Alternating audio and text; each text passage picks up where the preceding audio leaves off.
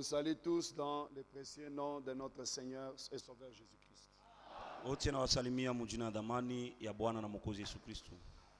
Vraiment, je suis dans une grande joie d'être au milieu de vous. Je sais que c'est le dernier jour pour ce temps. Je remercie tous les frères et toutes les sœurs, en particulier la famille de notre frère Daniel, de la manière où vous m'avez accueilli dans cette assemblée. Ça restera gravé dans mon cœur. Si nous avons encore du temps à vivre et que nous revenons encore au Katanga, je crois que je n'oublierai pas cette assemblée. Même si tout le monde disait là-bas, mais je n'oublierai pas cette assemblée. Ça, je suis reconnaissant. Que Dieu vous bénisse richement. Vous savez, avec notre manière de prêcher, nous avons aussi beaucoup d'ennemis. Il y a beaucoup de gens qui n'aiment pas notre manière de prêcher. L'ancien évangile. Mais nous n'avons pas besoin de changer. Nous restons là-bas. Notre évangile, c'est à prendre ou à laisser. Il n'y a pas, comment on appelle ça en français, il n'y a pas de débat, de discussion pour débattre, pour arrêter les prix. Non. Donc il n'y a pas à discuter. Le prix n'est pas à discuter. C'est dire Amen ou de laisser. Ça c'est vrai. Ce n'est pas dans un magasin. Oh non, j'ai seulement 70. C'était 100, j'ai seulement 70. Ou vous prenez ou vous laissez. Vous savez, quand Jésus a prêché, les gens ont dit, mais cet évangile est dur, cette parole est dure. Mais qui peut l'écouter? Ils sont partis. Mais Pierre a dit, à qui irions-nous? C'est toi qui as la parole de la vie éternelle. Même si vous partez, les élus croiront. Partez. Les élus croiront. Si vous partez, vous pensez que vous laissez votre banc vide. Dieu va vous remplacer.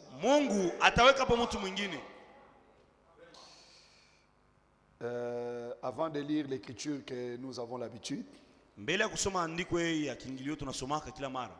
je compte donner un petit conseil dans Proverbes chapitre 9. Proverbes chapitre 9.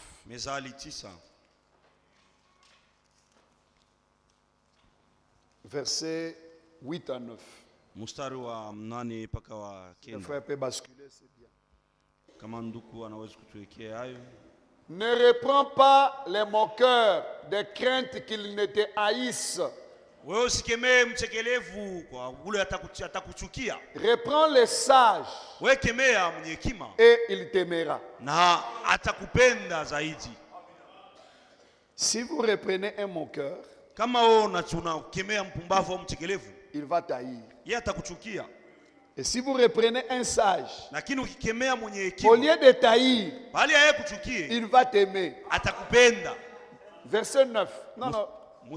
Donne au sage, il deviendra plus sage. Instruis les justes, il augmentera son savoir. Moi, quand je vais quelque part, je prêche durement.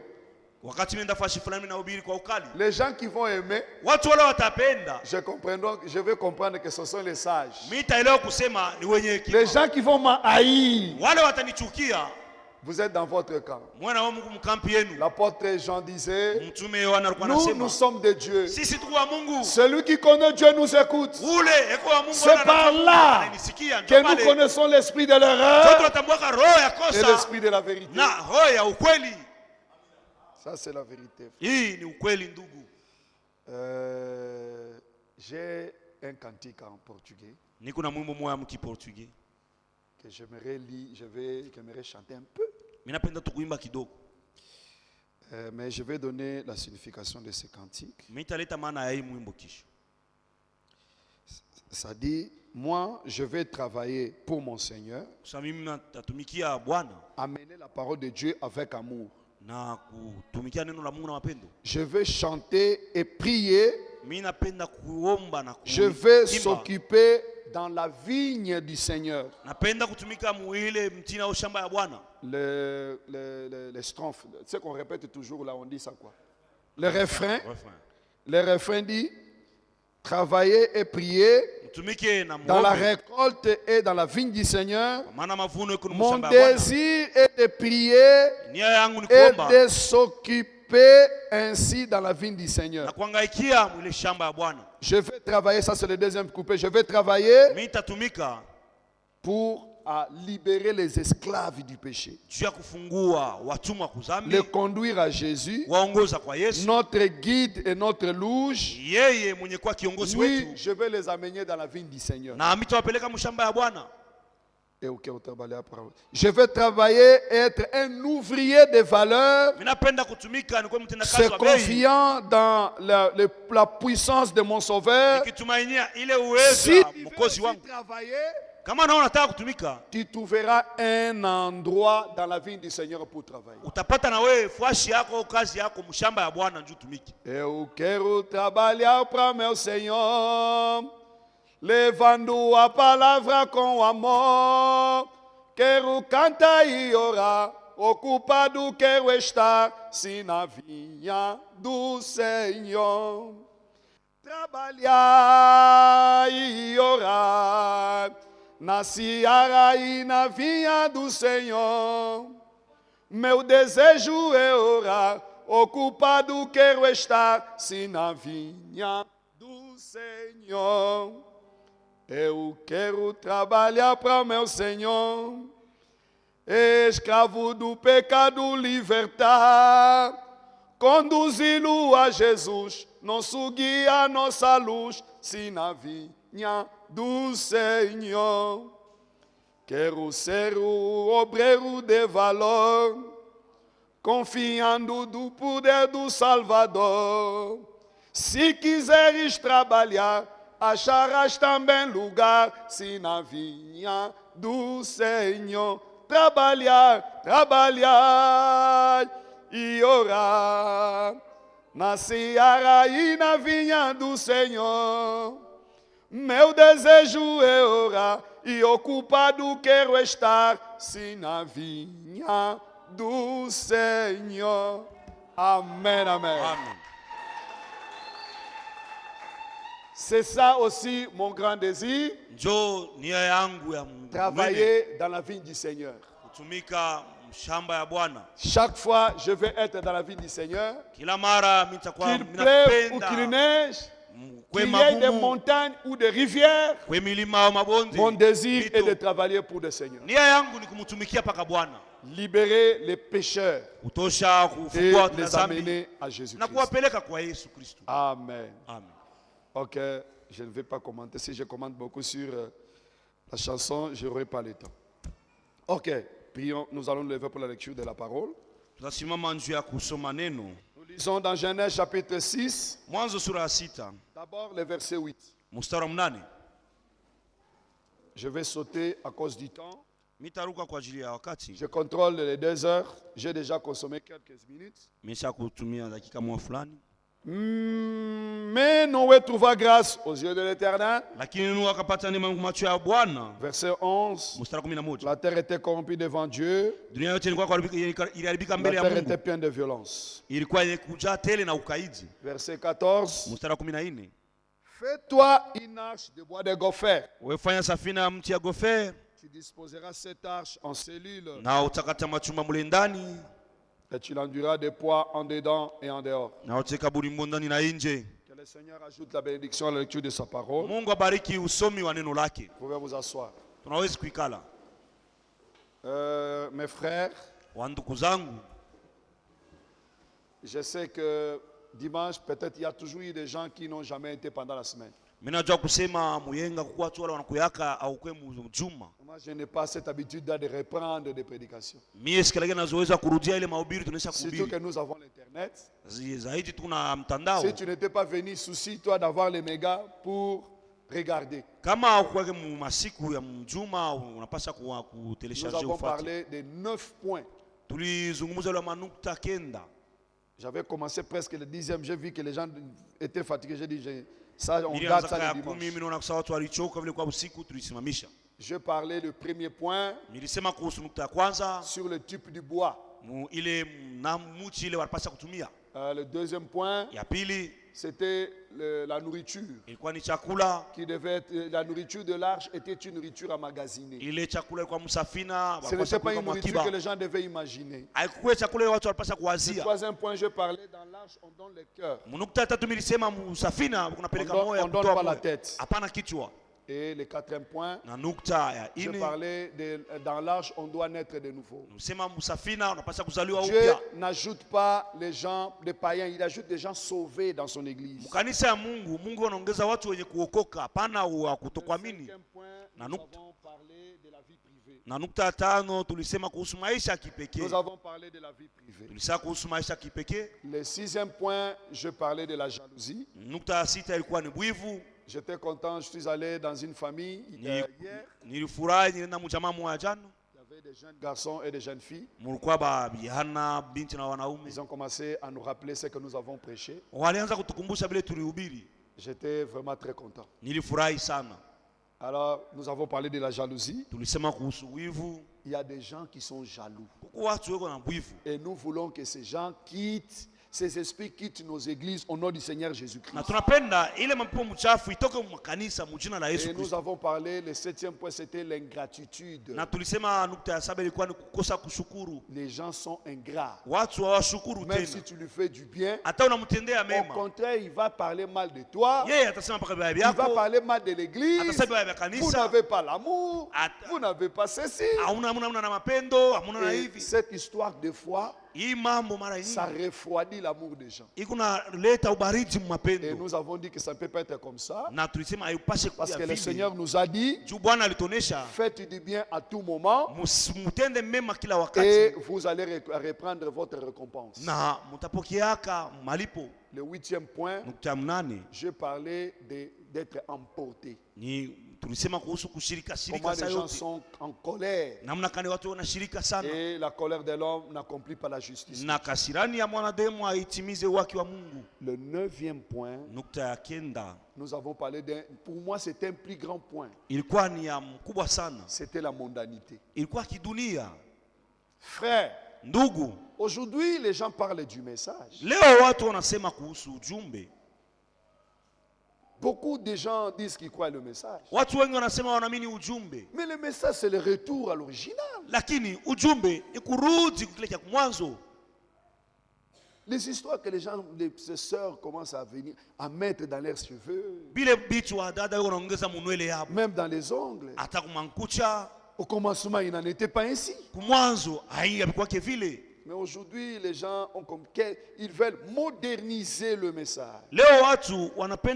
Parce qu'ils sont allés en Europe. Ils ont vu les sœurs de l'Europe comme cela. Ah, ces jupes-là longues là, non. Ça peut être quand même de quelques jupes comme ça.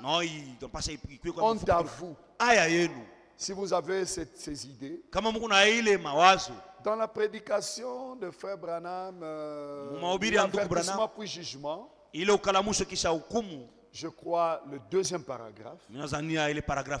Frère Branham dit ceci. Il disait aux sœurs de son assemblée, j'ai besoin même de vous prendre des photos. De vous prendre les photos pour que je puisse commencer à marcher avec vos photos. Dans d'autres églises, commencer à les montrer pour qu'ils puissent voir comment est-ce qu'on se conduit chez nous, comment est-ce que les sœurs sont chez nous. Comment est-ce que vous êtes naturel. Frère Branham avait le désir de prendre les photos des sœurs de son assemblée. Et un jour, sa femme m'aide à être allée dans le salon de coiffure pour qu'on puisse l'arranger les cheveux. Le coiffeur a dit, depuis que je suis né, je n'ai jamais lavé les cheveux de quelqu'un qui est comme ça. Dans le salon, hein? Le coiffeur a dit, depuis qu'il est né, je n'ai jamais lavé les cheveux de quelqu'un comme ça. Et elle a dit que les coiffeurs ne savaient pas quoi faire avec ses cheveux. Il a enroulé seulement derrière cette tête. Parce qu'il ne savait pas comment faire avec ses cheveux. Mais aujourd'hui, les gens tentent à venir avec d'autres citations. Si vous avez une brochure qui est sortie après Frère Branham, la biographie de Frère Branham, je crois 526, la page 526, là on parle de la mort de Frère Branham. Ce témoignage-là, celui qui donne ça, c'est les fils de Frère Branham, Billy Paul. Il dit quelque chose là-bas qui m'avait tiqué quand je lisais ça.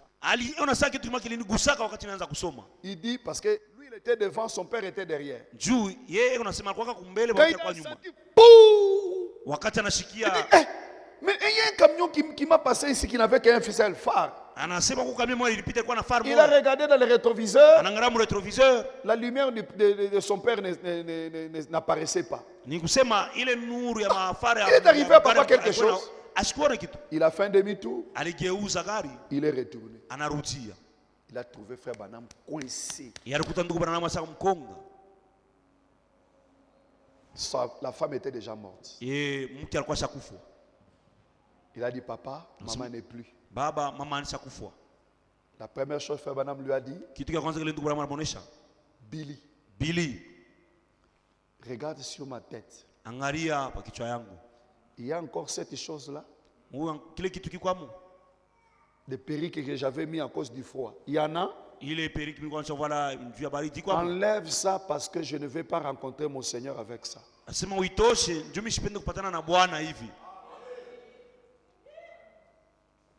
Billy a enlevé. Après, il a dit, et prends ma main étends sur maman. Il a pris la main, il a étendu sur sa femme. Il a dit, Père, ça c'est Frère Branham qui disait, Père, retourne notre mère. Nous en avons besoin. Retourne notre mère. Meda est ressuscité. Et Frère Branham l'a amené à l'hôpital. Et il est mort comme vous le savez. 6 jours après. Il a fait l'accident le 18. Et il est parti le 24 décembre. Je vais vous dire une chose. Frère Branham est mort le jour où Frère Franck est né. À la naissance de Frère Franck. La même date. Frère Franck est né le 24 décembre. Branham est mort le 24 décembre. Vous pensez que c'est une coïncidence? Quand on est allé prendre la Bible de Frère Branham au bureau, quand ils sont partis prendre parce qu'il était décédé, ils ont trouvé la Bible ouverte entre Malachie 4 et Matthieu. Donc cette page c'était Malachie 4, et cette page c'était Matthieu. C'est comme cela que Frère Branham a laissé sa Bible dans les bureaux. Il y a des photos de cette Bible-là. Moi aussi, j'en ai dans mon téléphone ici. La Bible de Frère Branham, de Matthieu.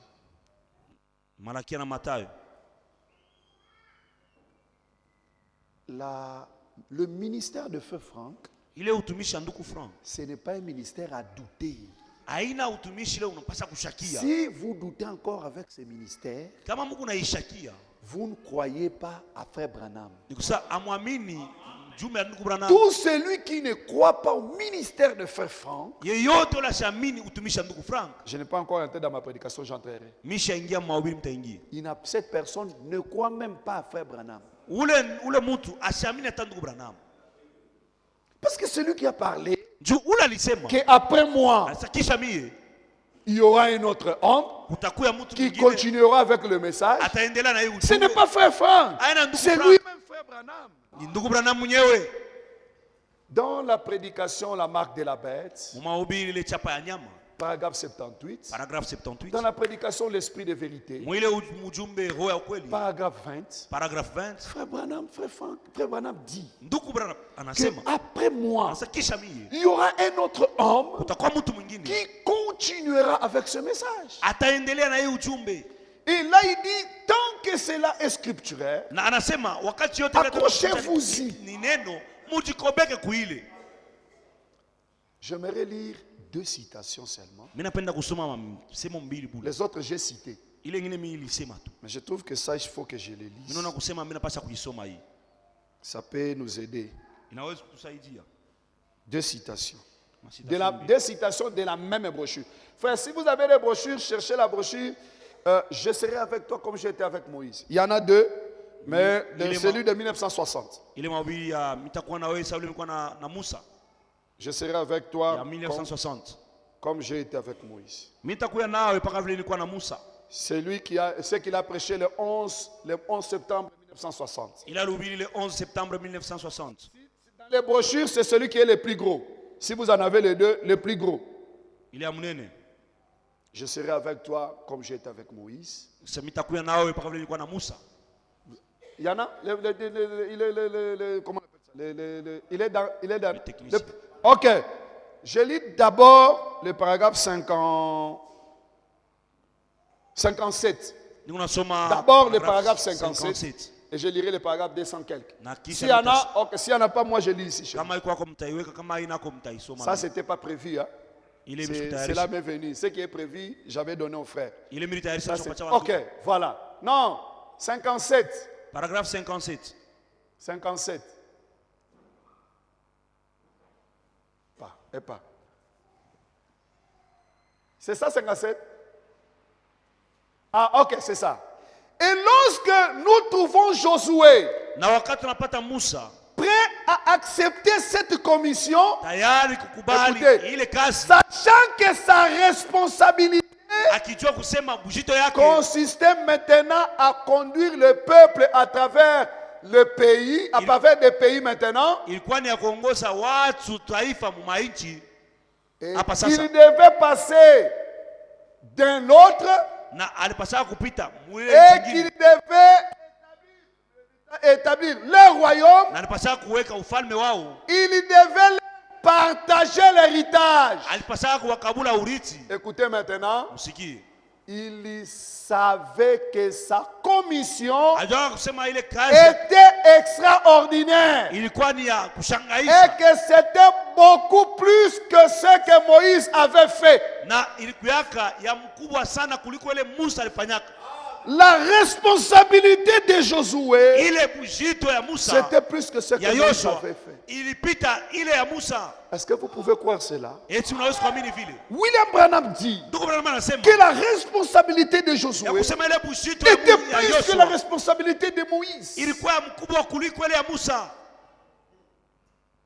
Et Josué, quand il était là pour prendre cette responsabilité, il devait être sérieux. Parce que Moïse, son message, son ministère était confirmé par la colonne de feu. Et toi, tu viens remplacer quelqu'un qui est confirmé par la colonne de feu et ayant une responsabilité plus grande. Moi, je le dis sans avoir foi aux yeux. que la responsabilité de frère Franck est plus grande que la responsabilité de frère Branham. Frère Branham n'a marché que quelques pays, mais lui a marché dans le monde entier. Si vous ne croyez pas, c'est votre problème. Je vais basculer ça, aller dans la même prédication, mais dans le 229. Paragraphe 229. La même prédication. Tu es là, frère? C'était pas prévu, je sais, tu peux avoir des ennuis. Mais 229, la même prédication. Paragraphe 229. Et pas. Là, moi je peux lire. Ici dans le téléphone, si le frère ne trouve pas. 229, je veux que tout le monde voie, pas que beaucoup de gens pensent que quand nous disons non, il a fabriqué sa citation. Ça c'est la citation qui est venue de votre église. Maintenant, la même chose s'applique. Peu importe combien, la parole de Dieu a dit dans les derniers jours. Maintenant, en deux prédications claires, j'ai mis en relation Israël naturel et Israël spirituel. Montez. Nous attendons les Josué de ces jours-ci. On va dire qui est le Saint-Esprit pour nous conduire dans les pays. Mais ce Josué-là, il doit parler par quelqu'un. Il est le Saint-Esprit, c'est vrai, mais il doit parler par quelqu'un. Nous attendons les Josué de ces jours-ci, qui est le Saint-Esprit, mais il doit parler par quelqu'un. Vous croyez à William Branham? Croyez cela. C'est pas moi. C'est pas le. Un frère est venu de l'Angola. Il nous a dit moi j'ai lu. Il nous a dit que nous attendons les Josué. Non, frère Franck n'est pas Josué. Mais c'est la comparaison du ministère. Frère Branham dit j'ai fait la comparaison entre l'Israël et l'Église. Nous aussi nous parlons de l'arche. Mais Noé n'est pas là. Mais l'arche est un type de Noé. Ah, le message est merveilleux. Le message est bon quand celui qui vous prêche connaît le message.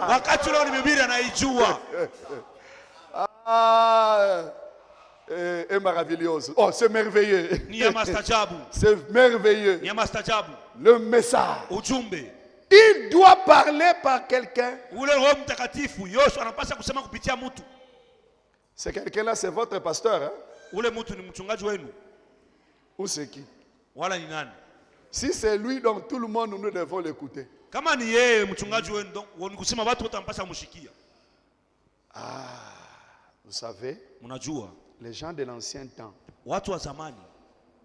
ils ont commis une erreur grave. Je reviendrai dans ma prédication. Je me sens conduit comme ça. La Bible dit, Jean, quand il est venu, il n'était pas le Christ. Je suis dans Jean 1. Il n'était pas le Christ. Mais il est venu pour rendre témoignage. Jean 1. Il est venu pour rendre témoignage à la lumière. Écoutez le verset 6 ou 7, je pense. Ah, j'ai parlé déjà du verset 7. Il y eut un homme envoyé de Dieu, son nom était Jean. Verset 7 dit, il veut nous servir de témoins pour rendre témoignage à la lumière, afin que tous crissent par lui. Tous. Donc si tu étais dans ce temps-là, si tu ne crois pas par Jean, ta foi est vaine. Tu peux dire que tu as la foi, ça va. hakuna mambo. Tu as cru par qui? Uliamini kupitia nani? Ça c'est la deuxième question qu'on posera. Ile ni ulizo ya pili tutauliza. Si tu n'as pas cru par lui, kama ukuamini kupitia yeye, ta foi est vaine. Imani yako ni ya bure. Enfin que tous ili wote crissent par lui. Waamini kupitia yeye. La Bible dit, Jésus a dit, les pharisiens et les docteurs de la loi, en ne se faisant pas baptiser par lui, ils ont rendu nul le dessein de Dieu à leur égard. Ne blaguez pas avec les envoyés de Dieu.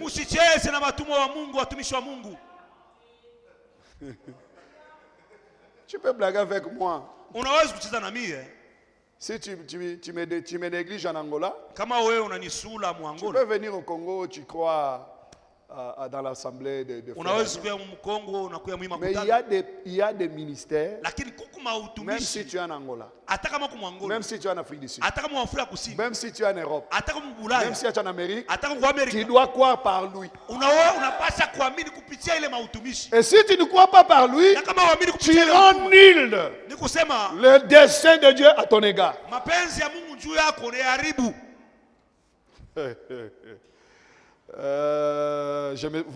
Vous me poussez de lire les Écritures. Hein? Je vais encore ajouter une autre écriture. Jean chapitre 6. Je ne sais pas, peut-être qu'il y avait un incrédule ici. Dieu veut le convaincre. Hein? Jean 6. Verset 28. On peut lire nous tous. Hein? Jean 6, 28 dit. Il lui dit, que devons-nous faire pour faire les œuvres de Dieu? Ça c'était au pluriel. Mais Jésus, pour répondre, il a d'abord corrigé la question. Parce que Dieu n'a pas plusieurs œuvres. Dans chaque époque, Dieu n'a qu'une seule œuvre. C'est pourquoi il a répondu, Jésus lui a répondu, l'œuvre de Dieu, au singulier, l'œuvre de Dieu, c'est que vous croyez à celui qui l'a envoyé. Si vous croyez à celui qui l'a envoyé, vous êtes dans l'œuvre de Dieu. Ici à Kadiaka, vous êtes dans la joie, vous êtes dans l'œuvre de Dieu.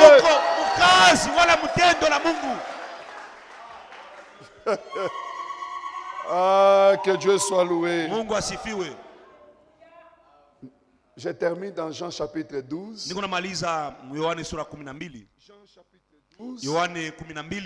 Je vais retourner dans l'arche parce que si je parle comme ça, ça sera terrible. Jean chapitre 12, verset 26. L'Écriture dit,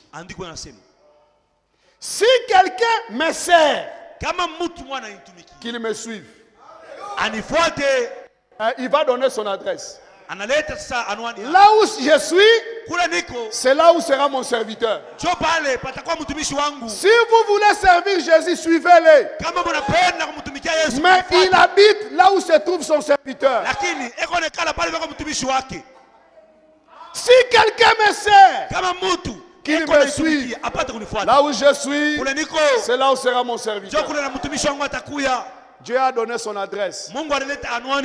Nous ne sommes pas perdus. Nous sommes dans l'adresse de Dieu. Parce que si quelqu'un me sert, qu'il me suive. Je suis là où se trouve son serviteur. Que Dieu soit loué. Ah frère, vous me poussez de dire des choses terribles. Mais retournez d'abord dans notre prédication. Que Dieu soit loué. Bien-aimé, si vous êtes un pentecôtiste, si vous êtes quelqu'un de témoin de Jéhovah, frère, aujourd'hui, Dieu vous a fait grâce de venir écouter ici. Nous sommes dans l'œuvre de Dieu. L'œuvre de Dieu, parce que nous croyons à celui qui l'a envoyé. Oui. Ok. Merci. Frère, Ce message que nous croyons, c'est la vérité. C'est la vérité. Prenez tout ce que vous voulez. Laissez-moi la parole. Même si je ne mange pas, mais si j'ai la parole, cela me suffit.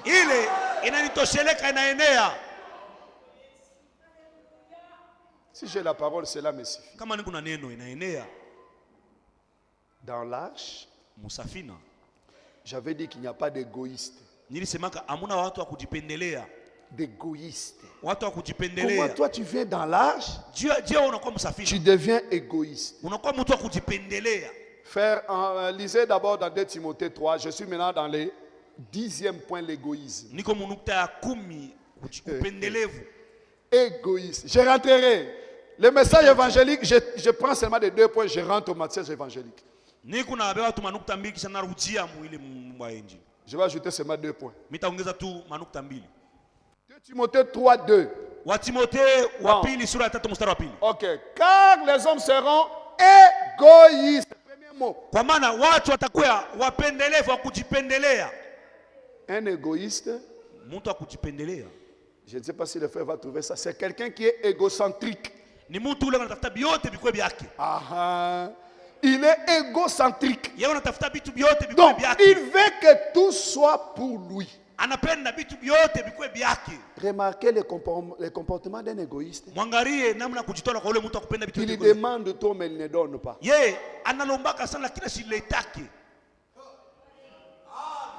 Un égoïste, il demande tout,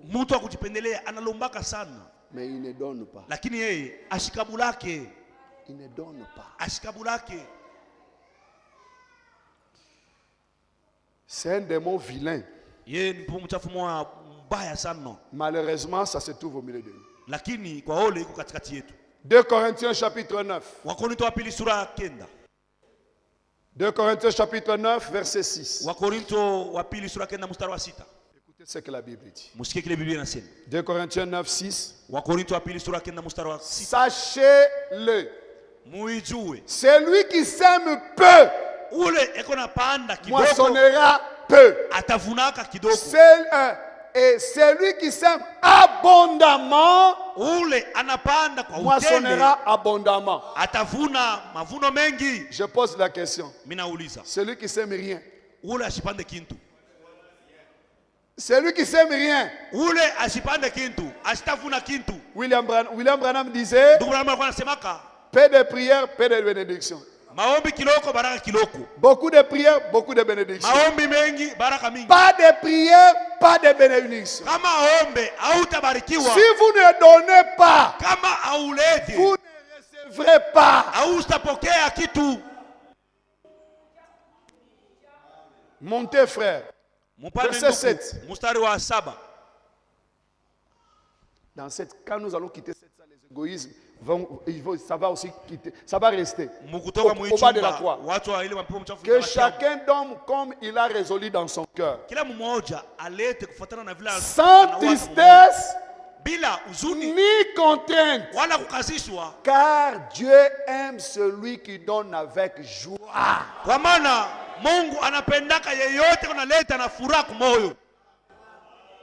Il lui donne l'offrande. Il donne la contribution. Dieu donne celui qui donne avec joie. Il aime celui qui donne avec joie. Comme tu as résolu dans le cœur. Si tu ne donnes pas avec joie, même si nous ne te voyons pas, celui qui voit le cœur, il t'a vu. Il sait que tu n'as pas donné avec joie. Il sait ça. Et c'est ça le comportement d'un égoïste. Tu peux venir, je te donne à manger. Mais frère, mais manger, que Dieu vous bénisse. Dans le cœur. Il est venu manger chez moi. Ce frère ici. Donc il est fâché. Vous mangez c'est lui. Il est fâché. Si vous regardez dans le cœur, tu ne vas même pas manger ça. Mais comme tu ne vois pas le cœur, tu ne sais pas ce qu'elle dit. Hypocrite.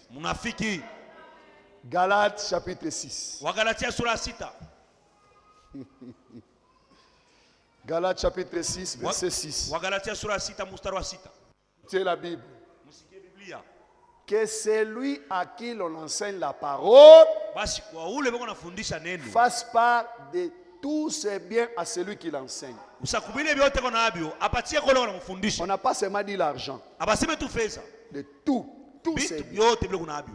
Pourquoi? Verset 7. Jua nini? Ne vous y trompez pas.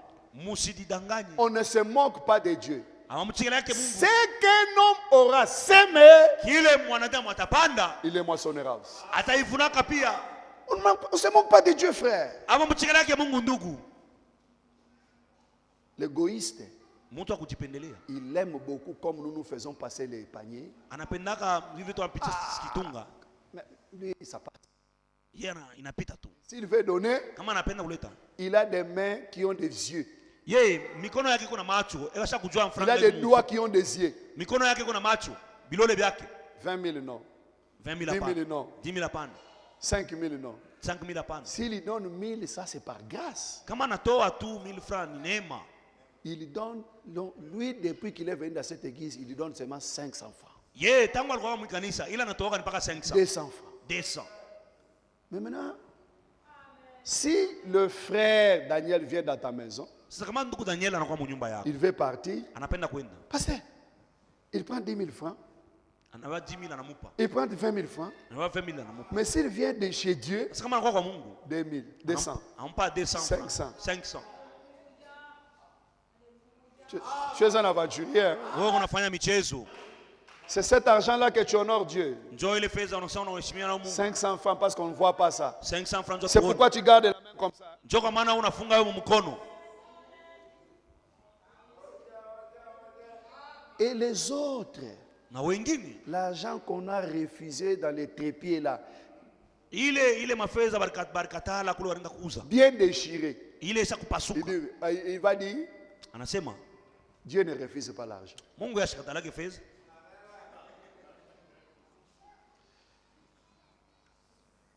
Si en Israël, Muisraeli les sacrificateurs observaient l'offrande que les gens donnaient. mkoani alikuwa anaangalia ile sadaka watu walikuwa Si l'offrande un seul œil, on ne Kama tu reçoit pas. sadaka iko na licho moja asitaipokea. Si c'est boiteux, on ne reçoit pas. Kama ule mbuzi Ça wako doit être un sacrifice kondoo parfait. ule kondoo wako iko na kilema asitaibeba napaswa kwa sadaka kamilifu. Mais toi, ce qu'on a refusé dans le bus, Sasa we ile receveur katala c'est ce que toi tu donnes. ndio ile unakuwa kuleta. Changez aujourd'hui l'égoïste au nom de Jésus-Christ. Leo badirike mjina la Yesu. Amen. 1 Timothée chapitre 6. Wa Timotheo wa kwanza sura ya 6. Nous sommes là ensemble. Hein? Tuko pamoja. 1 Timothée chapitre 6. Wa Timotheo wa kwanza sura ya 6. Verset 17. Mstari wa 17. La Bible est complète. Hein? Biblia isa kueneana mzuri. C'est pourquoi je dis que Ndio kwa maana mimi sema nous croyons à la Bible. sisi tunaamini Biblia. Recommande aux riches Agizia du présent siècle watajiri wa leo de ne pas être orgueilleux. bashikwe watu wa kujivu wa kiburi. Frère, tu as des moyens, Ndugu una fedha ne sois pas orgueilleux. usiwe wa kiburi. Ce n'est pas une demande, Haina ombi wala c'est kupewa une kusi. recommandation. Ni amri agizo. Ne peut pas être orgueilleux. Usipate kwa mtu Et wa de kiburi. ne pas mettre leur espérance dans des richesses incertaines. Na wewe usitumainie ile utajiri yako yasipo ya haina hakika. L'argent Fedha que tu as en banque, ile yenyewe kuna mbank, Raobank, Murao Bank, Citibank ou soit la Citibank, je Tembe na ne connais pas vos banques ici. na mabanki ingine huko. Frère, Ndugu, cet argent-là, c'est une richesse incertaine. ile makuta ni utajiri yenyewe. Moi, je me rappelle à Kinshasa, il y a une banque qui a fermé. Une banque qui a fermé. Mimi nakumbuka ukincheza ku banki mwalifunga. Je me rappelle plus de ce nom-là. Hein? Biak. Biak. Biak. Cette banque a fermé. Ile banki Il ilifunga. y avait des frères qui avaient l'argent là-bas. Kwa ndugu walikuwa na fedha kule. Des frères. Wandugu walikuwa na fedha. Ils disaient que j'ai l'argent. Walisema niko na Mais on fedha. a fermé. Ils viennent là-bas, oh non. Lakini banki inachomba bana. Sur 15, en tout cas, sur 15 000, on est capable c'est pas de vous donner 1200.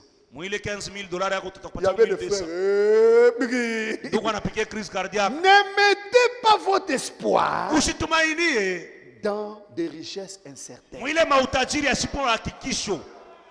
Même la maison, même la maison. Ata nyumba. La guerre peut commencer ici, la bombe tombe seulement dans votre maison. Vite inaweza kuanza wanalipusha kwa bombu kule. C'est parti. Inaenda na c'est incertain. Haina ya hakika.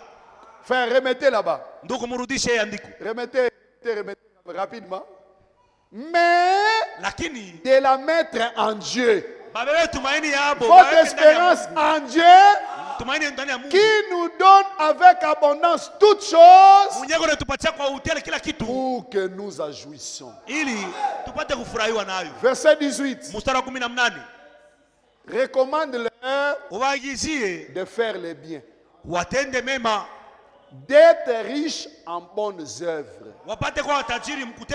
d'avoir de la libéralité et la générosité.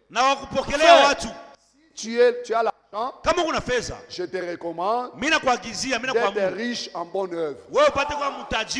Qu'est-ce qu'on manque ici à l'église? Est-ce que je contrôle les gens pour faire les bonnes œuvres? Pas de communiquer. J'ai aimé quand le frère Daniel a dit que la veille que nous avons fait, il y a un seul frère qui a soutenu cela, qui a sponsorisé cela. Que Dieu le bénisse richement. Il doit continuer. Ça ne peut pas être la première ni la dernière. Il doit continuer. Pourquoi? Montez verset 19.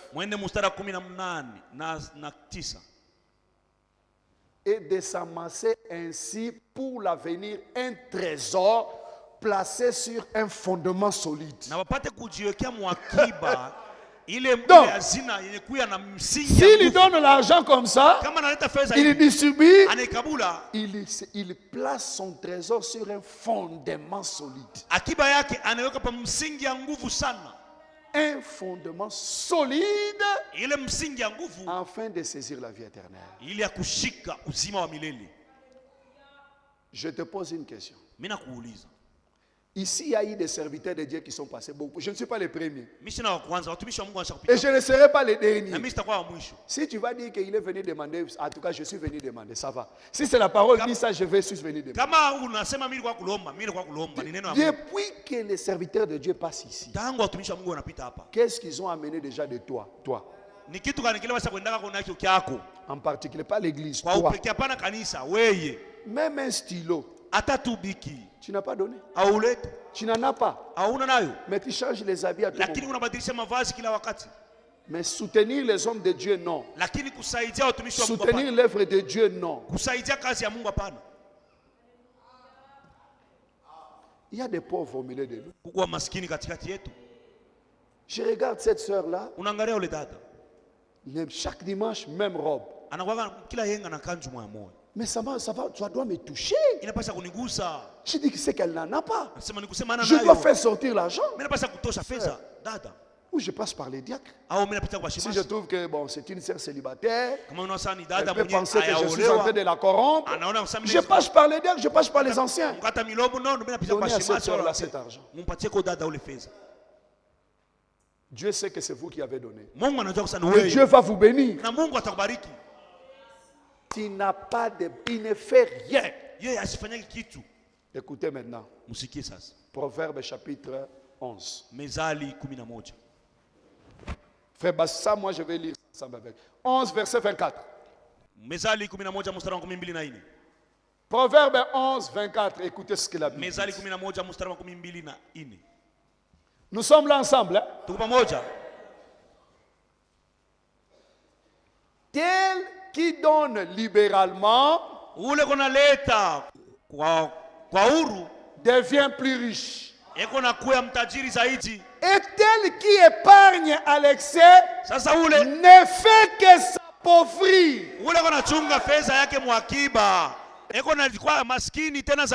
Si toi tu gardes ton argent en banque, tu penses que tu deviens riche, tu ne fais que t'appauvrir.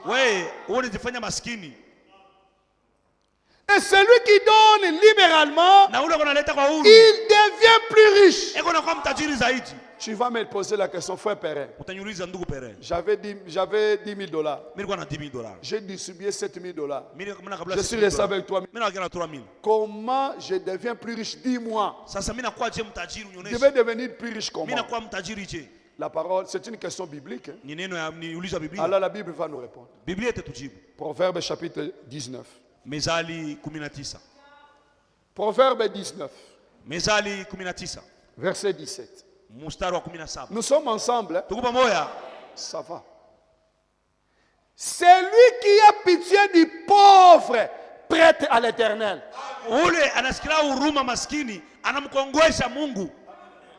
Frère,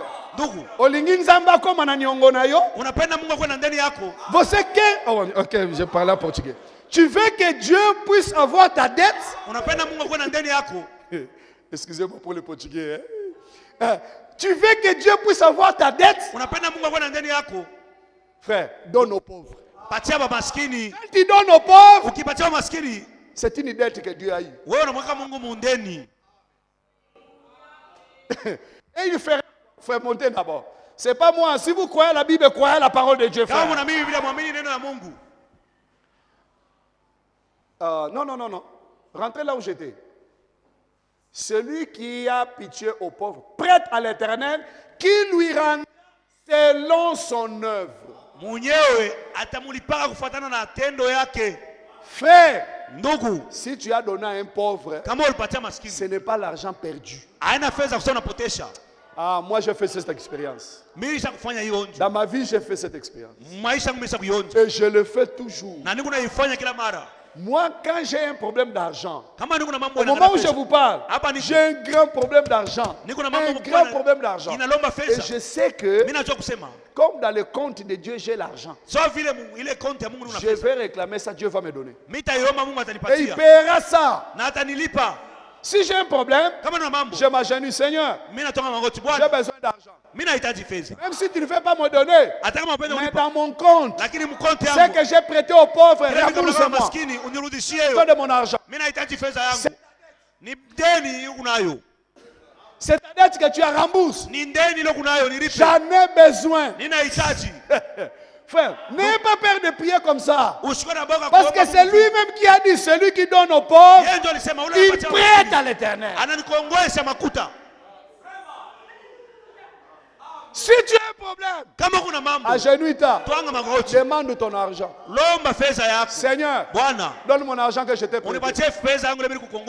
J'en ai besoin maintenant. Si j'ai un problème d'argent, donne mon argent. Si toi tu n'as pas de compte là-bas, si tu n'avais pas emmagasiné l'argent, tu auras le courage de faire cette prière. Frère, Job chapitre 42. 41, je lis 41. Job 41, verset 2. Là, c'est là où je vais terminer l'histoire de l'égoïsme. Job 41, verset 2.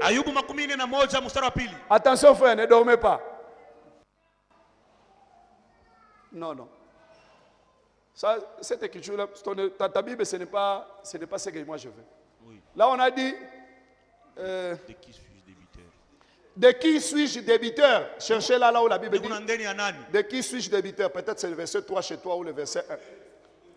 Mais il a mis les deux que moi je n'ai pas, je comprends pas. 41, 2. Peut-être sa Bible est... Parce qu'il y a plusieurs versions de la Bible. Bon. 41, 2. Louis II. Ça peut être Louis II ou... vous avez vos livres. Chez moi, j'allais dire João Pereira. Donc, la version João Pereira, c'est là où ça se trouve, le portugais. João Almeida Pereira, le verset.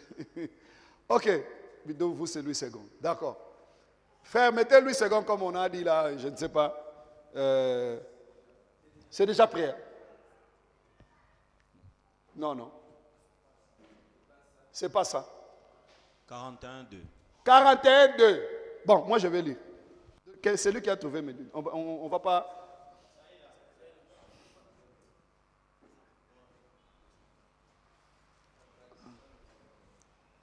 Écoutez 41:2.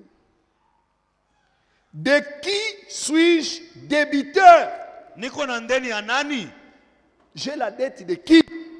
De qui suis-je débiteur? Je le payerai. Sous le ciel, tout m'appartient. Dieu pose la question. J'ai la dette de qui?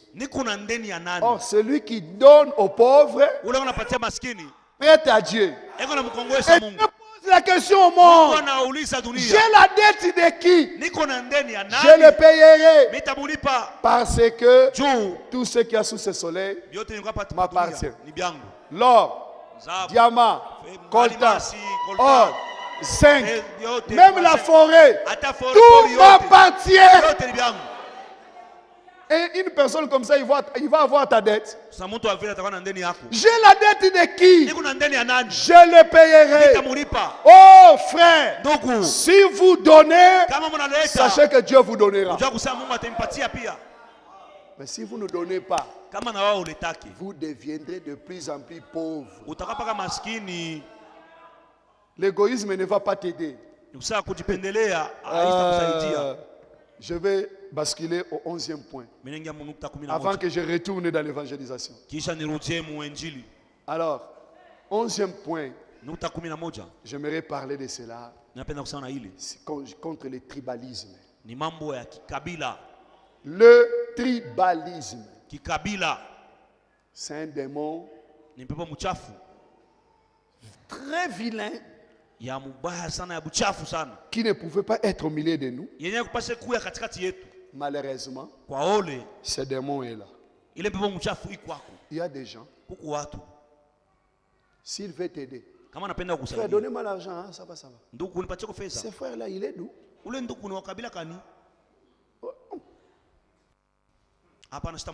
Je ne vais pas l'aider. Une soeur, un frère veut le chercher en mariage. Ce frère est d'où? Oh non, il est angolais. Hey! Partez. Il est tété là. Il est mon Congo. Il va m'amener là-bas. Je ne vais pas. Frère, ces démons ici. Même un frère, on vient chercher sa fille en mariage. D'abord, le frère là qui t'a aimé, il est d'où? Oh non. Vous savez quoi? Je vais vous raconter mon histoire personnelle. Moi, je ne raconte pas les histoires déjà personnelles. Moi, quand j'ai aimé ma fiancée, je ne savais pas si elle était d'où. Elle était à l'église, je la connaissais. Elle a dit aussi oui. On a commencé. Et puis je suis allé dire à mon père, papa, j'ai eu une fiancée. Oh, c'est vrai. C'est le papa qui m'a demandé. Elle est d'où? Moi j'ai dit, je ne sais pas. Il dit, tu ne sais pas. Comment tu ne sais pas? Moi je dis, mais ça ne m'intéresse pas. Moi je sais seulement que c'est une chrétienne. Pour moi, comme c'est une chrétienne, il dit, ça c'est quelle église ça? Tu vas me prendre une femme, tu ne sais pas si elle est d'où? Moi je sais qu'elle est du ciel. C'est tout ce qui m'intéresse. Elle est du ciel. Vous savez quoi? Il m'a dit, écoute, va demander si elle est d'où. Mais je peux dire que le diable l'a conduit. Il a choisi seulement deux tribus. Il dit, elle ne peut pas être d'ici ou de là. Partout ça va, mais d'ici ou de là, je ne vais pas. Je suis allé chez la sœur. Bon, c'est pas moi. Hein. C'est mon père qui veut savoir. C'est pourquoi je veux savoir si tu es d'où. Je vais lui donner la réponse. Elle m'a parlé. Quand elle me parle, c'est le tribu là que papa a refusé. Bon, je suis allé lui dire, papa, baba, en tout cas, elle est... Tu vois? Moi j'avais raison, je t'ai conduit. Si le diable veut vous convaincre, le papa a pris la Bible en langue maternelle.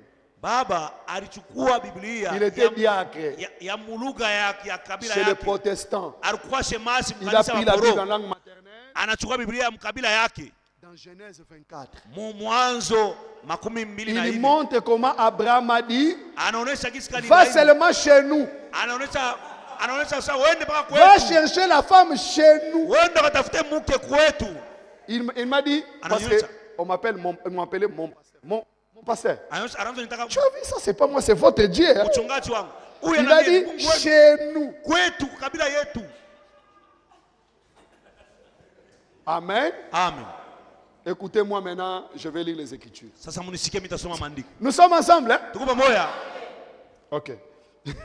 2 Corinthiens, chapitre 5.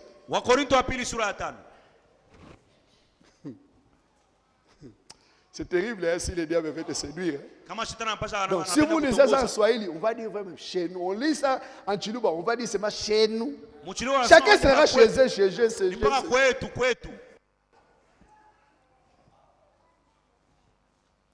Donc, kwetu.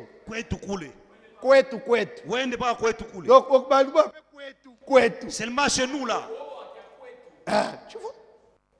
Maintenant, je vais lire 2 Corinthiens 5. Verset 16. Hein? Verset 16. Je pense qu'on est ensemble. Ainsi, dès maintenant, nous ne connaissons personne selon la chair. Si nous avons connu Christ selon la chair, maintenant, nous ne le connaissons plus de cette manière. Nous pouvons dire Amen à la parole. Ce n'est pas j'ajoute encore un autre verset. Actes des apôtres chapitre 15. Verset 14. Nous sommes ensemble. Simon a raconté comment Dieu a d'abord jeté le regard sur les nations pour se choisir du milieu d'elles un peuple qui porta son nom. Dieu a arrêté le regard dans les nations. Et Dieu a commencé à se choisir. À se choisir des peuples. Et là porte le nom de Swahili. Des Congolais. Qui porte son nom. Si quelqu'un porte le nom de Jésus, il est dans mon pays. Amen. Il est mon peuple. C'est ce peuple-là que nous voulons parler. Dans l'arche, il n'y a pas de tribu. Nous n'avons pas de problème. Vous les Congolais, vous n'avez pas de problème avec les Rwandais. Ça c'est un problème politique. Si un Rwandais croit en Jésus-Christ, il est notre frère. Amen. C'est difficile, mais c'est la vérité. Si un Kassaïen croit en Jésus-Christ, il est mon frère. Si un homme de Bakongo croit en Jésus-Christ, il est mon frère. Les amens ont diminué. S'il est mon frère, il a le droit de marier dans ma maison. Amen. C'est dur. Mais cela doit être dit comme la vérité. Si vous êtes dans l'âge, sortez dans le tribalisme au nom de Jésus-Christ. Au ciel, vous pensez qu'il y a un peuple spécial? Il n'y a pas de voleurs qui parlent le Swahili. Il n'y a pas de bandits qui parlent le Swahili. Alors quel peuple qui est bon? Oh. Il n'y a pas de prostituées qui parlent Swahili. Il n'y a pas de prostituées swahili, il n'y en a pas. Alors quel est le peuple qui est bon? C'est pourquoi Dieu a jeté les regards sur la nation pour se choisir un peuple qui portera son nom. Ce peuple, ce ne sont pas des Angolais. Ce peuple, ce ne sont pas des Sud-Africains. Mais ce peuple sont des chrétiens.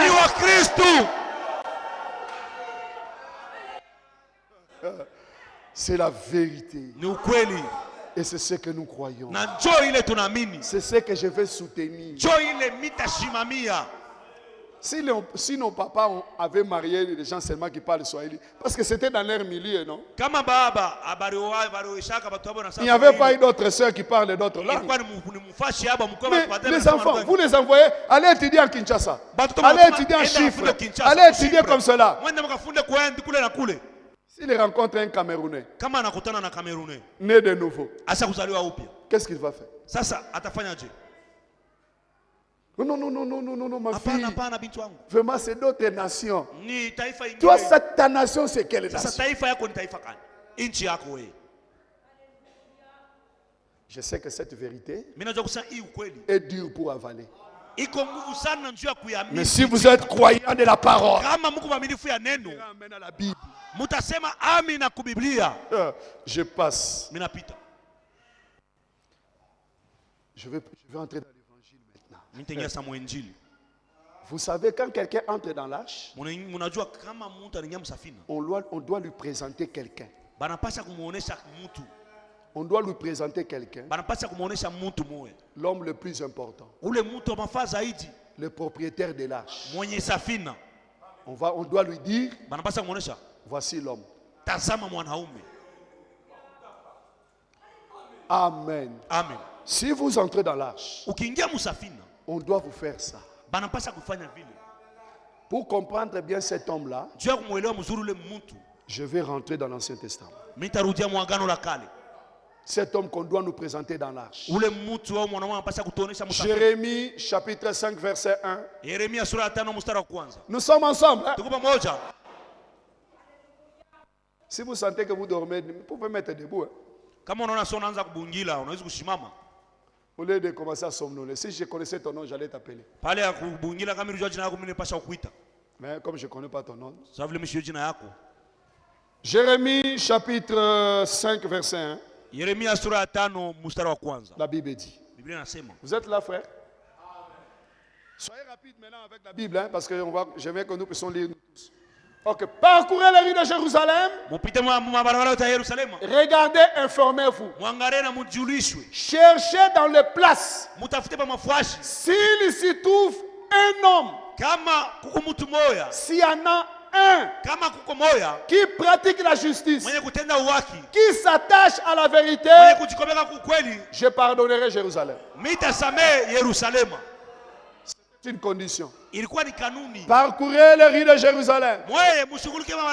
Cherchez un seul homme. Si vous le trouvez, je pardonnerai Jérusalem. Si on me donne cette mission, je vais courir comme un... Ici, il n'y a pas un juste. Ici, il n'y a pas un juste. C'était pendant tout ce temps-là, les gens cherchaient.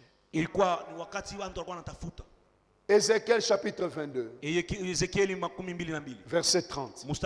Sois rapide, on va lire beaucoup de versets comme cela pour nous basculer dans ce que nous voulons dire. Ézéchiel 22, verset 30, la Bible dit: je cherche parmi eux un homme qui élève un mur, qui se tient à la brèche devant moi en faveur du pays, afin que je ne le détruise pas. Mais je n'en trouve point. Un seul homme. Un seul homme qui est à la brèche. Si cet homme-là vous le trouvez, je pardonne le pays. Mais je n'en trouve pas. Ésaïe chapitre 59. Verset 14. Isaïe 59, 14. Isaya 59 mstari wa 10. Nous sommes ensemble, hein? Tuko pamoja. Verset 14. Et la délivrance s'est retirée. Ukombozi au fungulivu et le salut se tient éloigné. Na wokovu inaenda mbali. Car la vérité trébuche sur la place publique. Kwa maana ukweli kuna yumba yumba pafasi ya watu wote. Et la droiture ne peut t'approcher. Na uwaki au unyofu au karibie. Montez, verset 15. Mpande mstari wa 15. La vérité a disparu. Ukweli inapotea. Et celui qui s'éloigne du mal est dépouillé. Na ule mwenye kukimbia ubaya anatoshwa na nyang'anyi. Voit d'un regard indigné. Lakini Bwana anaangalia. Il n'y a plus de droiture. Asione tena uwaki. Verset 16. Mstari wa 16. Il voit qu'il n'y a pas d'homme. Anaona kusema kuna hata mtu mmoja. Et s'étonne de ce que personne n'intercède. Na nashangaa, njoo kuna hata mtu mmoja kunaomba. Il n'y a pas d'homme. Hakuna mtu hata mmoja. C'est fini. Qu'est-ce qu'on va faire? Tutafanya nini? Il n'y a pas d'homme. Hakuna mtu hata mmoja. Personne n'intercède. Hakuna hata mtu mmoja anaomba. Psaume chapitre 49. Zaburi 49. Verset 8 à 9. Mstari wa 8 mpaka wa 9. Ils ne peuvent se racheter l'un à l'autre. Ni donner à Dieu le prix du rachat. Le rachat de leur âme est cher. Et n'aura jamais lieu. Qui allait payer ça? On a marché dans les rues. Personne qui était juste. On a demandé à Jérusalem. Dans tout le pays, il n'y avait pas de gens qui étaient justes. Et le rachat de leur âme n'aura jamais lieu. Parce qu'il n'y a personne qui peut donner le prix de rachat. On cherche cette personne-là.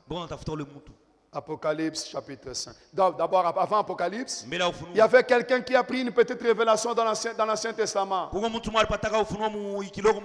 Dans Ecclésiaste chapitre 7, verset 2. Quelqu'un a eu une révélation. Donc, 7, verset 28. Verset 7, 28. Quelqu'un a eu une petite lumière et c'est parti. Voici ce que mon âme cherche encore et que je n'ai point trouvé. J'ai trouvé un homme. 1000. Une femme entre toutes seules. Il a dit qu'il a trouvé un homme. Mais on a dit si tu trouves un homme, présente-le, il n'a pas eu. Mais toi, parce que la révélation lui est passée aussi. C'était terminé. Où est cet homme? Jusqu'à ce qu'on est venu même. Toi, tu as dit que tu as trouvé l'homme. Il dit, et moi? C'était une prophétie. Il a fait semaine prophétie, il ne savait même pas. Apocalypse chapitre 5. Verset 1. Nous commençons là-bas. Puis je vis dans la main droite de celui qui était assis sur le trône un livre écrit en dedans et en dehors, scellé de 7 sceaux. Et je vis un ange puissant qui criait d'une voix forte: qui est digne d'ouvrir le livre et d'en rompre le sceau? Et personne dans le ciel, ni sur la terre, ni sous la terre, ne put trouver digne d'ouvrir le livre, ni les regarder. Verset 4. Et je pleurais beaucoup de ce que personne ne fut trouvé digne d'ouvrir le livre ni les regarder. Un grand prophète de Dieu, Jean, il a pleuré comme un enfant. Comme nous on dit en portugais, il se reboulava nos champs. Donc il se tournait par terre. Personne ne dit on est perdu. Jean pleurait amèrement. Pendant que Jean pleurait, verset 5 dit, le verset 5 dit, l'un de, tu peux aller. Et l'un des vieillards me dit, ne pleure point. Voici le lion de la tribu de Juda. Le rejeton de David a vaincu pour ouvrir le livre. Et les 7 sceaux. Frère, quand Jean a écouté ça, il est où?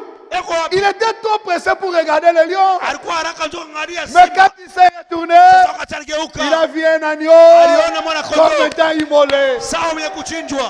Ah, la Bible est merveilleuse. Je ne voulais pas entrer dans ce détail-là de l'agneau et de lion. Mais Jean a dit qu'il est digne. Maintenant, j'entre. Je suis presque à commencer à entrer dans ma prédication là. Jean chapitre 19. C'est ce qui va nous plonger maintenant dans l'évangélisation. Jean chapitre 19, verset 1er. Jean 19, 1er, la Bible dit. Alors Pilate prit Jésus et les fit battre des verges. Les soldats tressèrent une couronne d'épines qu'ils posèrent sur sa tête et ils les revêtirent d'un manteau de pourpre. Puis s'approcha de lui. Il disait, salut roi des Juifs. Elle lui donnait de souffler. Pilate sortit de nouveau et dit aux Juifs, voici, je vous l'amène dehors, afin que vous sachiez, je ne trouve en lui aucun crime.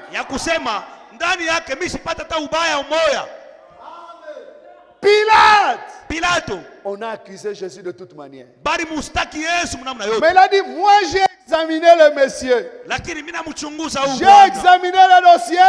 Je vous dis que dans ce monsieur ici, je n'ai trouvé aucun crime. On cherchait un homme digne. Rappelez-vous la question. On cherchait un homme digne. On présente un homme, frère, rentrez là-bas. On présente un homme en qui on n'a pas trouvé de crime. Sautez au verset 5. Verset 5. Jésus sortit donc, portant la couronne d'épines et le manteau de pourpre. Et Pilate leur dit, voici l'homme. Voici l'homme. On cherchait l'homme, non? C'est Pilate qui a fait cette présentation. Comme Bakina Balbara Mutubo Lukaka. La personne que vous cherchez, depuis l'Ancien Testament, la personne que vous cherchez, voici l'homme. Voici l'homme. Je vais lire le verset 14 du même chapitre. C'était la préparation de la Pâque et environ 6e heure. Pilate dit aux Juifs, voici votre roi. Voici votre roi. Donc, Pilate a fait une très grande représentation. Maintenant, nous voulons parler un peu seulement. Mais cet homme-là qu'on nous présente, c'est qui? Quel est cet homme-là? C'est Jésus-là, il est qui? C'est Jésus-là, il est qui cet homme-là? Celui qu'on nous présente là, il est qui? Sa naissance, c'est une solution. Sa naissance c'est seulement. Quand il est né, c'était une solution. Si vous lisez dans Luc chapitre 2, à partir de verset 25, il y a un homme là-bas qui était conduit par le Saint-Esprit. Son nom était Siméon. L'Esprit Saint lui avait dit qu'il ne va pas mourir jusqu'à ce qu'il puisse voir la consolation d'Israël. Et quand cet enfant est né, Siméon a pris l'enfant. Il dit, Seigneur, laisse ton serviteur s'en aller en paix, car mes yeux ont vu ton salut.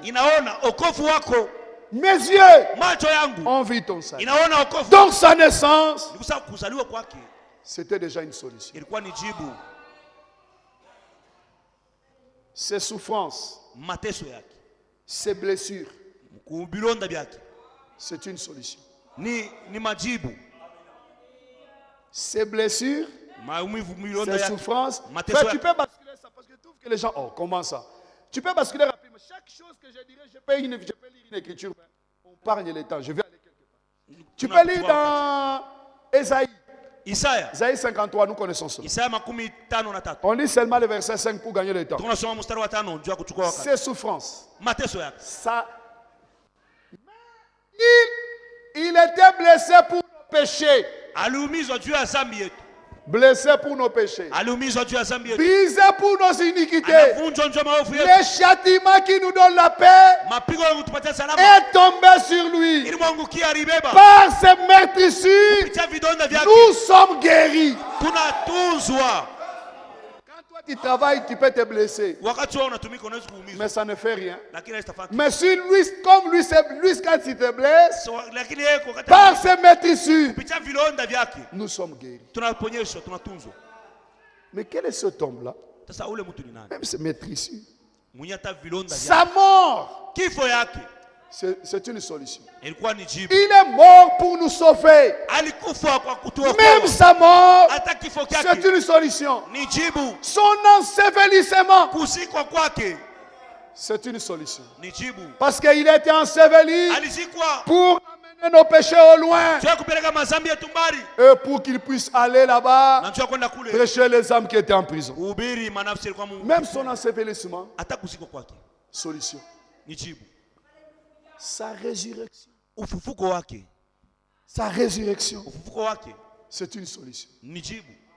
C'était pour nous donner la garantie et pour nous montrer que la mort a été vaincue. Il a montré la victoire sur la mort. Sa résurrection, c'est une solution. Mais quel est cet homme? Même sa résurrection, son retour, c'est la solution. Son retour, c'est la solution. D'ailleurs, Frère Branham dit, c'est l'unique espoir pour les chrétiens. Jésus a dit dans Jean 14 que votre cœur ne se trouble point. Croyez en Dieu, croyez en moi. Dans les domaines de mon Père, il y a plusieurs palais. Si cela n'était pas, je vous l'aurais dit. Je m'en vais vous préparer une place, afin que là où je suis, vous y soyez aussi. Donc quand il reviendra, nous serons là où il est. Son retour, c'est une solution. Son ascension. Son ascension. C'est une solution. Son ascension. Il monte seulement. C'est une solution. Pour l'ascension, je compte lire. Dans tout ce que j'ai dit là, je pouvais lire aussi. Il est écrit dans Ephésiens chapitre 4. Frère, s'il peut nous basculer, ça sera bien. Son ascension, c'est la solution. L'ascension de Jésus. Montrez dans Ephésiens 4:8. Tu lis 8, après nous allons sauter. Verset 8. C'est pourquoi il est dit, étant monté en haut, il a amené les captifs. Non seulement cela, et il a fait des dons aux hommes. Si nous avons des ministères, de monter en haut. Même son ascension, c'est une solution. Cet homme-là, c'est qui? Quel est cet homme de Jésus? Alléluia. Quel est cet homme de Jésus? Alléluia. Oh, quel est cet homme de Jésus? Alléluia. Quel est cet homme de Jésus? Alléluia. Il marcha sur les eaux. Alléluia. Quel est cet homme de Jésus? Alléluia. Il guérit les malades. Alléluia.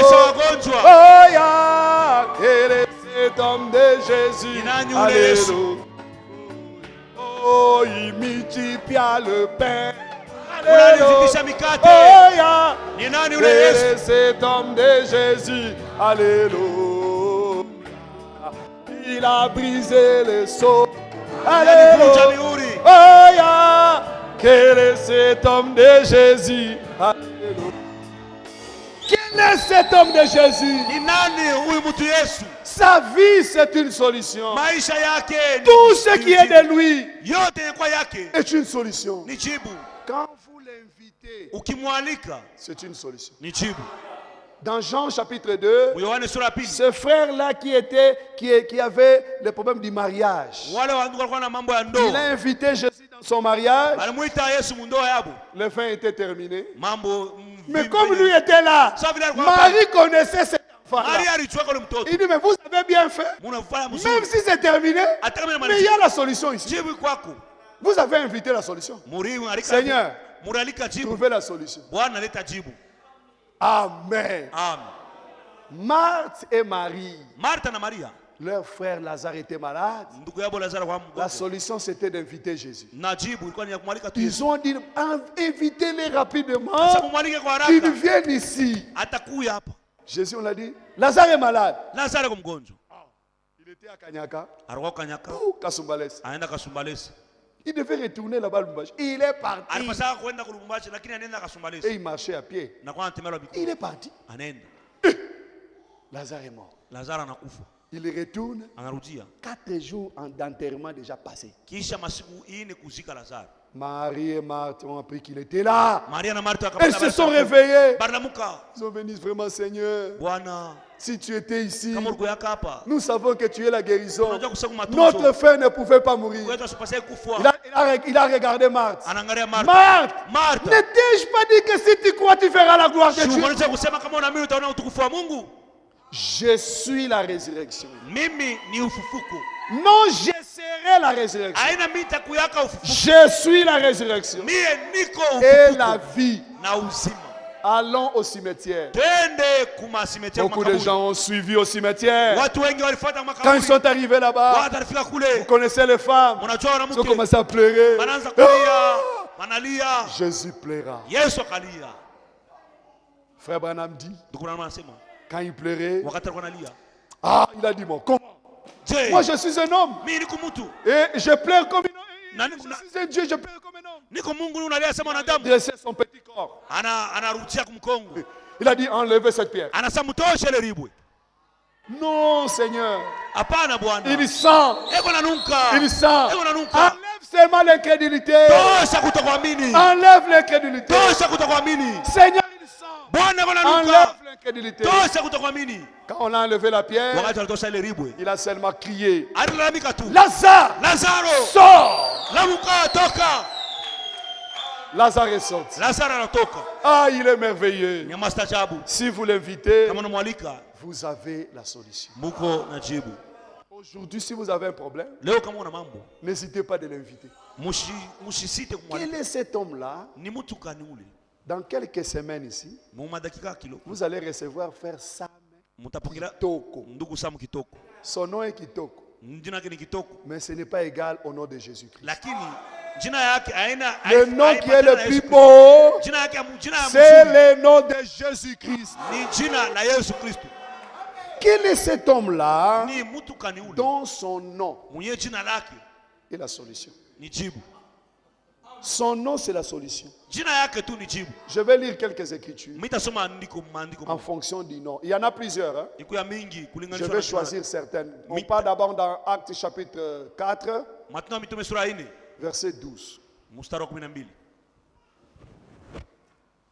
Acte 4, 12. Je pars déjà vers la fin. Je pars déjà vers la fin. Soyez calme. Ici, je vais terminer. Acte, tu es verset 12. Il n'y a de salut en aucun autre. Car il n'y a sous ce ciel aucun autre nom qui ait été donné parmi les hommes par lesquels nous devrions être sauvés. Philippiens chapitre 2, verset 9. Philippiens chapitre 2, verset 9. Après, nous lirons Proverbe 18. C'est pourquoi aussi Dieu l'a souverainement élevé. Il lui a donné le nom qui est au-dessus de tout nom. Montez. Verset 10. Verset 10, frère. Afin qu'au nom de Jésus, tout genou fléchisse dans le ciel, sur la terre et sous la terre. Si votre Dieu le Père est au ciel, au nom de Jésus, il va fléchir le genou. Si votre Père est au ciel, parce qu'au nom de Jésus, dans le ciel, la terre, sous la terre, tout genou fléchit. Ah, quel est ce nom-là? Le nom merveilleux. Proverbe chapitre 18, verset 10. Proverbe 18, 10. Le nom de l'Éternel est une tour forte. Les justes s'y réfugient et se trouvent en sécurité. Si vous voulez dormir, vous avez une tour de sécurité. C'est le nom de Jésus. Les justes s'y réfugient. Il n'y a pas moyen que les sorciers viennent. Même s'ils existent, ils ne peuvent pas toucher le juste. Parce qu'il est dans une tour forte. Le nom de Jésus est une tour forte. S'il y a des gens qui ont des démons, le nom de Jésus, ça donne la solution. Marc chapitre 16. Au nom de Jésus-Christ, vous imposerez le même malade. Les malades seront guéris. À mon nom, vous chasserez les démons. Aucun démon ne peut résister à ce nom-là. Quel est cet homme? Il a un nom spécial. Oh, c'est merveilleux. Je vais vous parler d'une chose qui peut nous on appelle ça en portugais uma coisa engraçada. Et quelque chose qui peut vous faire rire. Hein? Ou quelque chose qui peut... Mais c'est la vérité. Jésus-Christ, même sa salive, c'est une solution. La salive de Jésus, c'est la solution. Quel est cet homme-là? Donc s'il jette la salive rapidement, donc prenez ça. C'est la solution. Quel est cet homme-là? Beaucoup de gens savent qu'il avait seulement guéri l'aveugle. Avec la salive. Je vais ajouter d'autres versets. Ce n'est pas seulement l'aveugle. Marc chapitre 7. Verset 33. Vous aimez la Bible, frère? Ok. Il les prit à part, loin de la foule. Lui mit les doigts dans ses oreilles et lui toucha la langue avec sa propre. Na akagusa ulimi wake na mate yake. Quelqu'un qui ne parlait pas. Mtu mwenye asikuwe na sema. Le médecin qui dit non. Ça c'est la contamination. Non, c'est la solution. Jésus-Christ, sa salive, c'est la solution. Marc chapitre 8, verset 22.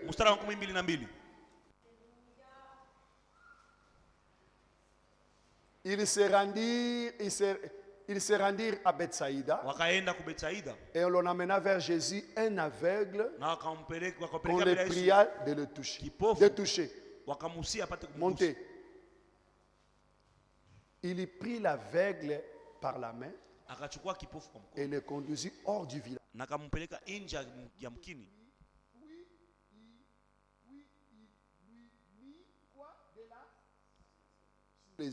Akamweka mate mu macho. Lui imposa les mains pour lui demander s'il voyait quelque chose. Le médecin qui était là, il a amené mes mains. Qu'est-ce qu'il fait? Non, sa salive c'est la solution. Quel est cet homme-là? Donc même la salive est une solution. C'est que vous connaissez quand il avait mis là-bas la boue, il a mis dans la... Ça c'est dans Jean 9. C'est que beaucoup de gens connaissent. Il a mis de la boue et puis lave-toi dans les réservoirs de Siloé. Ça c'est en Jean 9. J'ai voulu lire les écritures que beaucoup de gens ne lisent pas. Alors mes frères, c'est pour vous montrer que cet homme-là est spécial. Comment un homme même la salive, c'est la solution. Je vais ajouter une chose seulement. Cet homme-là, sa parole, c'est la solution. L'apôtre Pierre a travaillé toute la nuit. Et le travail terminé déjà. Il a rangé seulement les filets pour rentrer dire à madame, on n'a eu rien eu aujourd'hui. Il voit un petit homme venir là-bas. Bonjour. Comment? Maître.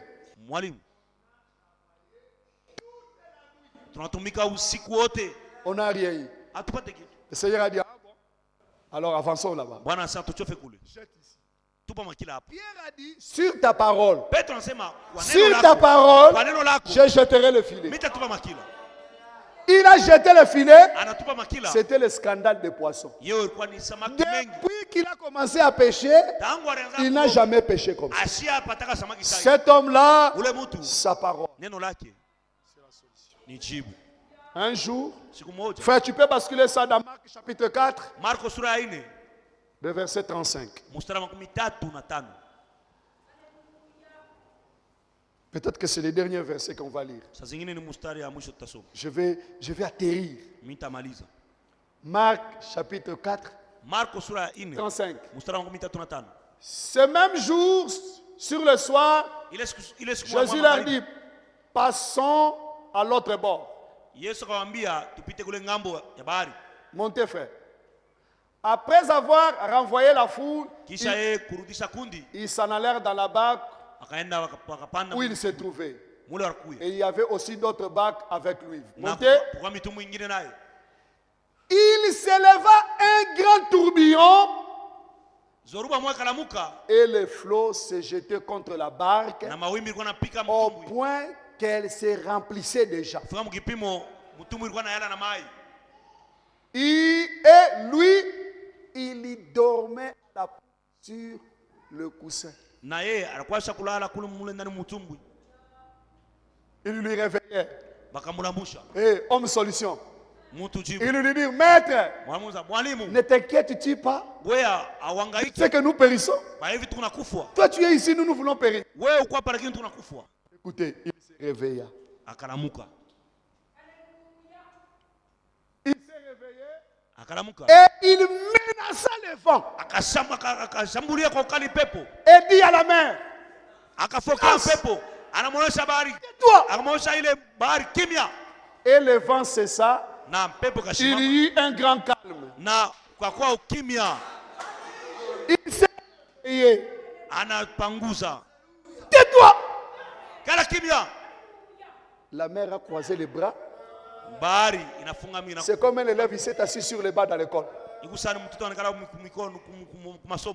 Calme. Kimya. Montez, frère. Mpane. Montez. Ils furent saisis d'une grande frayeur. Et ils se dirent les uns les autres. Quel est donc celui-ci à qui obéissent les vents et la mer? Quel est cet homme de Jésus?